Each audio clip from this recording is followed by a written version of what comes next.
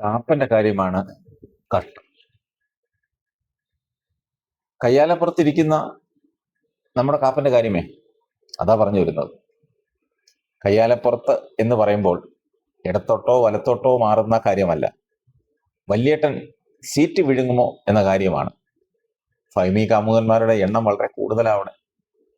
കാപ്പനെ എങ്ങനെ മെരുക്കി seat പിടിച്ചെടുക്കണമെന്നാണ് Congress camp ആലോചിക്കുന്നത്. കാപ്പൻ UDF-ന് ഒരു പൊതിത്തേങ്ങയായി മാറിയിരിക്കുന്നു. ഇറക്കാനും വയ്യ, തുപ്പാനും വയ്യ. കോൺഗ്രസിന്റെ ഏറ്റവും വലിയ പ്രശ്നം അവർക്ക് എല്ലാവർക്കും മത്സരിക്കാൻ സീറ്റില്ല എന്നത് തന്നെയാണ്.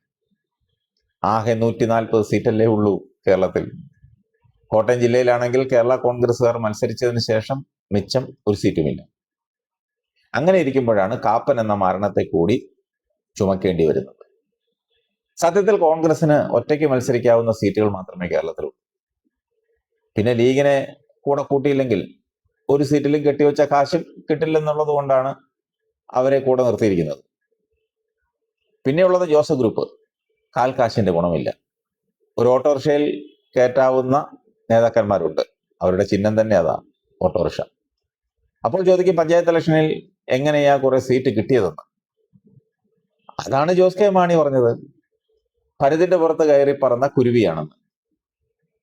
കോൺഗ്രസിന്റെ വോട്ട് കൊണ്ട് കുറെ സ്ഥലങ്ങളിൽ വിജയിച്ചു, ശരിയാ.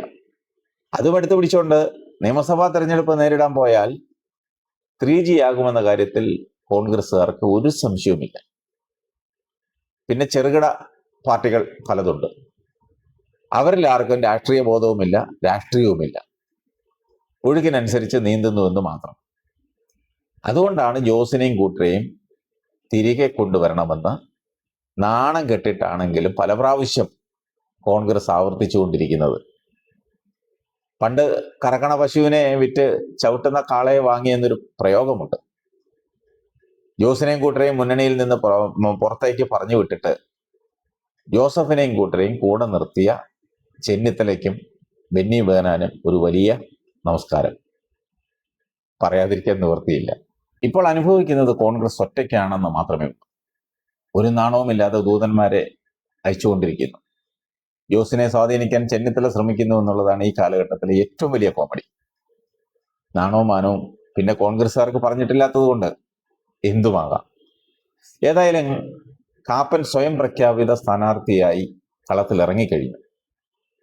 പണ്ട് ഞാഞ്ഞൂൽ പുളവനോട് പറഞ്ഞതുപോലെ, എന്നോട് മത്സരിക്കുവാൻ നിനക്ക് ധൈര്യമുണ്ടോ എന്നാണ് കാപ്പൻ ജോസിനെ വെല്ലുവിളിച്ചത്. വിളിച്ചത് ഇത്തിരി സൗമ്യമായ ഭാഷ ഉപയോഗിച്ചാണെന്നത് വേറെ കാര്യം. അതായത്, ജോസ് എന്നോട് മത്സരിക്കാൻ സാധ്യതയില്ലെന്ന് ഒന്ന് മയപ്പെടുത്തിയാണ് പ്രഖ്യാപനം നടത്തിയത്. ജോസിനെ കണ്ട് തോറ്റത് 2 വ്യക്തികളും ഒരു പ്രസ്ഥാനവുമാണ്. കാപ്പനും മോൻസുമാണ് ആ വ്യക്തികൾ.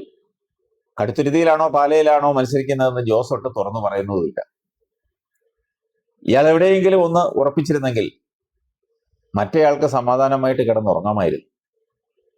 എന്താ ചെയ്യുന്നത്? ഇഞ്ചിഞ്ചായിട്ട് കൊല്ലുക. പ്രസ്ഥാനം UDF ആണ്.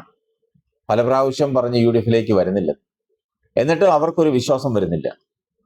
വെടക്കാക്കി തനിക്കാക്കണമെന്നാണ് കനകൂലു സിദ്ധാന്തം. വെടക്കാക്കാൻ പല വഴി നോക്കി.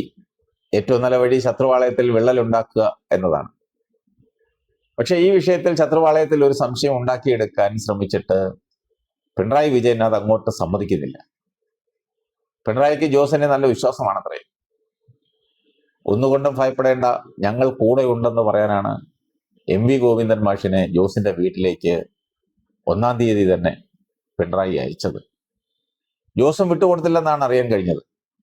മനസ്സിലെന്തെങ്കിലും സംശയമുണ്ടെങ്കിൽ അത് മായ്ച്ചു കളഞ്ഞിട്ട് ഇവിടുന്ന് പോയാൽ മതിയെന്നാണ് ജോസ് കെ മാണി ഗോവിന്ദൻ മാഷിനോട് പറഞ്ഞു എന്നാണ് അറിയാൻ കഴിഞ്ഞത്. അങ്ങനെയാ പാലായിൽ പറഞ്ഞു കേൾക്കുന്നത്. ഇതോടുകൂടി UDF-നും ആശ നശിച്ചു.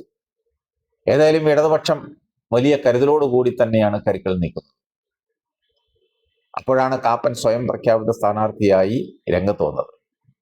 സത്യത്തിൽ സീറ്റ് പിടിച്ചെടുക്കാൻ അവസരം കാത്തിരിക്കുന്ന വല്യേട്ടനുള്ള മുന്നറിയിപ്പാണ് കാപ്പന്റെ ഈ പ്രഖ്യാപനം. എന്നാൽ കാപ്പൻ മത്സരിക്കുകയില്ലെന്നാണ് ഇടതുമുന്നണി കണക്കുകൂട്ടുന്നത്. MLA എന്ന നിലയിൽ കാപ്പൻ തികഞ്ഞ പരാജയമായി. അത് ചർച്ച ചെയ്യുകയാണ് പാലക്കാർ. നിയമസഭയിൽ പ്രസംഗിക്കാറേയില്ല. പ്രസംഗിക്കാൻ കിട്ടുന്ന അവസരം മറ്റ് MLA-മാർക്ക് നൽകി തലയൂരും. ഇതെല്ലാം തെളിവ് സഹിതം നിരത്തുകയാണ് ഇടതുമുന്നണി. ബജറ്റ് അവതരണ ദിവസം പോലും സഭയിലെത്താതെ പാലായിൽ തിരികൊളുത്തിയും നാടമുറിച്ചുമൊക്കെ കറങ്ങി നടക്കുകയായിരുന്നു കാപ്പൻ. സഭയിലെത്തിയാൽ മൗനവ്രതമായിരിക്കും. സിറ്റും ഫീക്സും അലവൻസും ശമ്പളവും ഒക്കെ മുതലാക്കി തലസ്ഥാനം വിടും. ഇങ്ങനെ ഒരു MLA വേണോ വേണ്ടായോ എന്ന് പാലക്കാർ തന്നെ തീരുമാനിക്കണം. അവർ തീരുമാനിച്ചെങ്കിലേ പറ്റൂ.